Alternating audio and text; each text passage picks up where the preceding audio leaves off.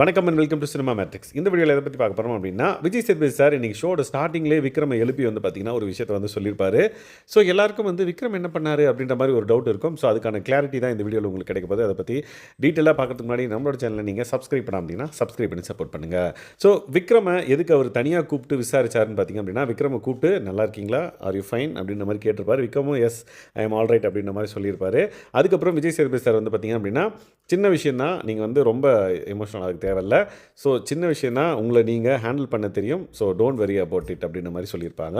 ஆமாம் ஓகே சார்னு சொல்லிட்டு அவரும் உட்காந்துருப்பார். ஸோ எதுக்காக அவர் சொன்னார்னு பார்த்திங்க அப்படின்னா, ரீசெண்டாக ரம்யா வந்து பார்த்திங்க அப்படின்னா பிக் பாஸ் வீட்டுக்குள்ளே 2வது முறையாக வந்து பார்த்திங்கன்னா மயக்கம் போட்டு விழுந்திருப்பாங்க. அப்போ இவர் வந்து பார்த்திங்கன்னா யாராவது வாங்க பிக் பாஸ்ன்னு சொல்லிட்டு பிக் பாஸ் கிட்டே சொல்லிட்டு இருந்திருப்பார். அண்ட் தென் பேரலாக வந்து பார்த்திங்கன்னா சபரி கனியக்காலாம் வந்து பார்த்திங்கன்னா ஃபஸ்ட் எய்ட் பண்ணிட்டு இருப்பாங்க ரம்யாவுக்கு. ஏன்னா திடீர்னு மயக்கம் போட்டு விழுட்டாங்க. அண்ட் தென் அவங்க வந்து ஒன்றுமே ரியாக்ட் பண்ணல அப்படின்ற பட்சத்தில் மூஞ்சில் தண்ணி அடித்து அவங்கள வந்து முழிக்க வச்சாங்க. ஸோ ரொம்ப நேரம் வந்து பார்த்திங்க அப்படின்னா பிக் பாஸ் டீம்லேருந்து யாரும் வரல அப்படின்றது அவரோட கவலையாக இருந்தது. ஸோ அது அப்போது வந்து பார்த்திங்கன்னா உடஞ்சு அழுந்துட்டார் அப்படின்னே சொல்லலாம். ஸோ நிறைய விஷயங்கள் நடக்குது, பட் இது எமர்ஜென்சி இல்லையா அப்படின்ற மாதிரி அவர் வந்து யாருமே வரல அப்படின்ற மாதிரி அழ ஆரம்பிச்சிட்டாரு. ஸோ பிரவீன் ராஜ் வந்து பார்த்திங்கன்னா கன்சோல் பண்ணார்.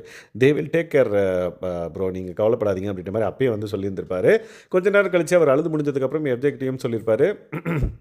நம்ம சண்டை போடுறது, அண்ட் தென் இந்த மாதிரி பேசிக்கிறது, அண்ட் தென் ஓடுறது இதெல்லாம் ஓகே.